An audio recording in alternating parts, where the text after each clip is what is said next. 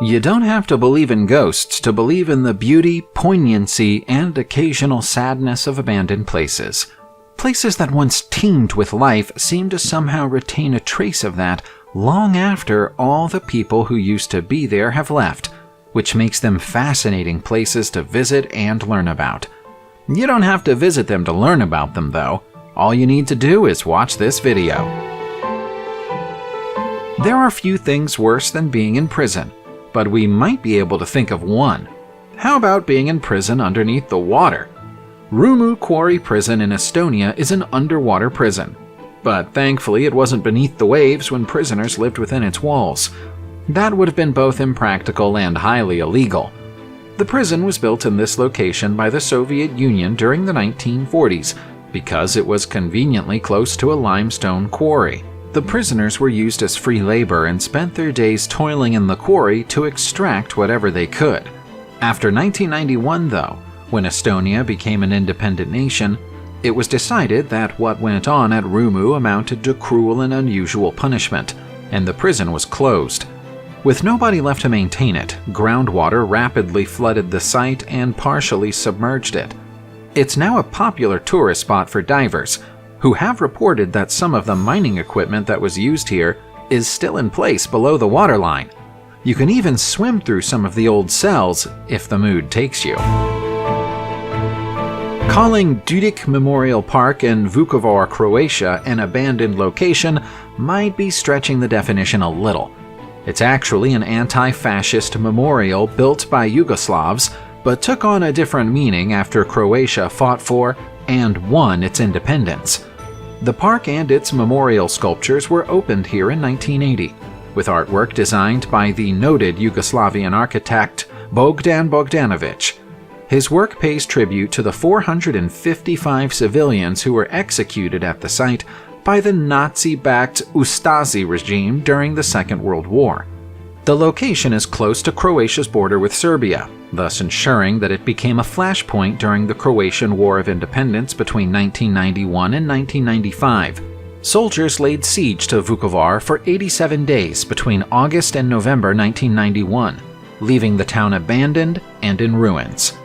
Dudic Memorial Park was itself badly damaged during the siege, but even prior to that it had fallen out of favor with Croatians because it was seen to have ties with Yugoslavia, thus representing a past that Croatians wished to break ties with. That's why the monuments have never been fully restored in all the years since. Petrova Gora in Malika, Croatia is an example of what happens when important buildings aren't given proper protection. When it was built back in 1981 by Croatian architect Vojislav Bakić, it was a beautiful memorial for those who'd lost their lives in the Second World War. The scenic hillside location was chosen because under the hill is a network of tunnels and rooms that became makeshift field hospitals during the conflict, and eventually became a secret hideout for Yugoslavian communists. Today, Petrova Gora is an ugly concrete skeleton. Every scrap of metal that was once attached to its frame has been stolen and used in building projects elsewhere. You might be wondering why the government didn't do anything about the repeated thefts. The answer is that while Bakić meant well with his memorial, he didn't get planning permission from anyone before he built it. The monument was technically illegal, and so it wasn't given any protection when scavengers started showing up. We can't help but feel that an exception could and should have been made for this formerly beautiful structure. A conspiracy theorist would say that someone had it in for the so-called end-of-the-world cinema from the day that construction work began on it. The site, found in Kesim Sharm Ash-Sheikh in Egypt, was supposed to be a quirky and unique outdoor cinema, but not one single movie has ever been shown here. Building the cinema was the dream of Frenchman Dean Edel, who set about attempting to realize his vision toward the end of the 1990s. Everything went smoothly, and a crowd gathered for its opening night, at which a special screening of Jurassic Park had been arranged. Just as the film was about to go live, the power generators mysteriously failed. They never turned back on again, and some people say that the local authorities killed the power on the grounds that Edel didn't have the proper licenses to operate his cinema. The 700 sun-baked seats remained standing in the desert for years, but in 2018 the site was badly damaged by vandals, and the area was subsequently closed off by the Egyptian government. Presumably, it will soon be demolished. The Chisinau State Circus in Moldova is a relic of the country's Soviet Union days, but might one day welcome visitors again. Back when it opened in 1981, it was considered to be ahead of its time, with state-of-the-art circus entertainment, on-site veterinarians to look after the animals, and enough space for up to 2,000 people to gather together and watch shows. The circus was held in such high regard that performers would travel from as far away as China for the chance to appear inside its hallowed walls. Unfortunately, paying for its upkeep became increasingly difficult for Moldova as an independent state after the collapse of the Soviet Union, and eventually it was decided that the ongoing expense could no longer be justified in 2004. Even after 16 years of near-total abandonment, though, it's still in remarkably good condition inside and out. There have been occasional small-scale circus shows performed inside the smaller rooms in the building since 2014, and there's hope that the Ministry of Culture will eventually fund its full reopening. In the meantime, a volunteer group has taken responsibility for keeping it clean and tidy. When the communist era ended in Albania, monuments to the former communist government weren't looked upon fondly. Because of that, the Pyramid of Tirana is now a broken, battered shell of the glorious building that it once was. It looks ancient, but it wasn't built and opened until 1988. That was close to the end of communism in the country. 3 years earlier, communist leader Enver Hoxha had passed away, and the pyramid was supposed to be a monument to his legacy of success. The Albanian people weren't convinced they wanted the monument, or that his supposed success was worth celebrating. The system of government changed in 1992, and all installations honoring Hoxha's name within the pyramid were removed immediately. At first, the building was repurposed as a convention center, and then became a military staging area. Following on from there, it became the headquarters of a television channel. Unfortunately, none of these new owners had much money to pay for the upkeep of the pyramid, and so it fell to rack and ruin. It was also a regular target for vandals and looters because of its former political associations. These days, it's earmarked for demolition, although a small community group has been campaigning to keep it protected as an important part of Albanian history. Almost everyone watching this video will remember the Fukushima Daiichi nuclear power plant disaster of 2011, which is the worst nuclear disaster the world has seen since Chernobyl. In March of that year, an earthquake occurred out at sea off the Japanese coast, creating a 50-foot-high tsunami wave which struck the plant, triggering a partial meltdown.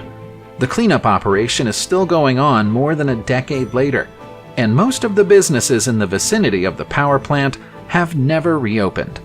One of them is the Fukushima Anime Pachinko, which was once a thriving gaming venue. Venues like this are widely popular across Japan, with most of the games focused on anime TV shows or movies. There are exceptions though. As an example, we can see an undamaged Resident Evil Biohazard gaming cabinet standing in the abandoned gaming hall, along with titles like Mobile Suit Gundam and Neon Genesis Evangelion. Pachinko games, for the uninitiated, are similar to vertical pinball machines. The difference between these games and traditional pinball games is that you can win money from them if your balls fall into the right slot, but nobody will ever play or win anything from these games again. There are few things creepier than an abandoned theme park, and there might be no abandoned theme park creepier than Spree Park in Berlin, Germany. The creation of the park was ordered by East Germany's socialist government in 1969 under the name VEB Kulturpark Planetwald, and attracted over 1.5 million visitors annually during its peak years. 20 years later, when the Berlin Wall fell and Berlin citizens gained access to other attractions in the west of the country, it immediately lost a lot of its appeal. That led to it being sold to a businessman called Norbert Witte in 1991, at which point it gained its new name. Witte extensively modernized the park, but he also used it to store narcotics as part of the international drug smuggling operation he was part of. The law eventually caught up with him in 2002, and the park was closed after his arrest and subsequent trial. Since then, it's become derelict and was extensively damaged by a large fire in 2014. It's still possible to book a guided tour of the old park, but each year there's less and less of it left to look at. The American state of Florida is, very famously, a land of roller coasters and theme parks. From Disney to Universal Studios, it hosts some of the greatest attractions and rides in the world. Neither of those well-known parks hosts the state's largest wooden roller coaster, though. You'll find that in the Dania Beach Hurricane and Boomers Park, which was abandoned in 2015 and is now scheduled to be demolished. The park only opened in the year 2000, which makes its decision to build a 100-foot tall, 3,200-foot-long roller coaster out of wood rather than a more durable material all the stranger. Even stranger than that was the roller coaster's ownership structure. Although it was part of the theme park, it was privately owned by Dania Woody LLC.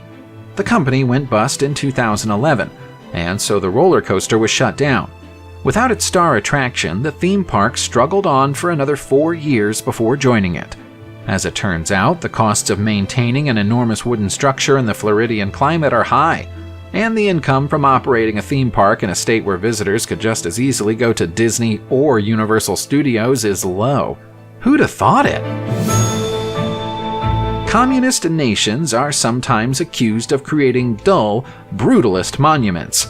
The Buzludza Monument in Kazanlak, Bulgaria might be abandoned today, but it can't be accused of being a boring monument. Bulgaria isn't a communist nation today, but back in 1974 it was an extension of the Soviet bloc. The ruling Communist Party decided it needed a suitably grand headquarters in 1974, and the Buzludza Monument is what they came up with. The flying saucer-like design was eye-catching even back then, and today it's an even bigger curiosity because of the decay that exists around and within it. The site of the monument was specifically chosen because local communist hero Dimitar Blagov stood on this hill in 1891 and convinced a large audience that communism was the right choice for Bulgaria's future. When the building was still in use, it had a large stained glass red window, complete with the logo of the CCCP. But that was deliberately smashed after the fall of communism in Bulgaria in 1989. The building was attacked and looted several times in the years that followed, so little of value remains within its walls today. As the old saying goes, the road to hell is paved with good intentions. When Eastern State Penitentiary was built in Philadelphia, USA in 1829, it was supposed to become the world's first humane prison, aimed at rehabilitating prisoners rather than punishing them. The castle-like building cost $800,000 to build, which was a fortune back then, and offered 3 meals a day plus individual toilets for each inmate, private exercise areas, and windows in each prison cell. Compared to the standard prisons of the era, it was a place of luxury. There was only one drawback, though. Every single inmate was kept in solitary confinement, and a rule of silence was enforced. Even the guards wore cushioned shoes to reduce noise levels, and the prison was soundless. The only book the inmates were allowed to read was the Bible. Unsurprisingly, the majority of inmates serving long sentences here were driven insane by the conditions, and so the idea that this could be a place of rehabilitation was quickly dispelled. It eventually became a standard prison and once housed notorious gangster Al Capone, before eventually closing down in 1971.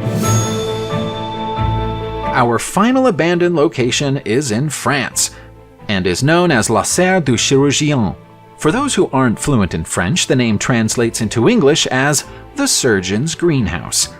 The precise location of the stunning old glass house is kept secret to protect it from urban explorers, but we know it's in the south of the country. Based on the style of the building, it's likely it was designed as a conservatory, but if there was ever another building here, it was demolished a long time ago. Around half of the ruined structure is circular, and the dome ceiling must have been a truly impressive sight when it was brand new. Because so little is known about Les Sœurs du Chirurgien's origins, it's impossible to say when or why it became abandoned.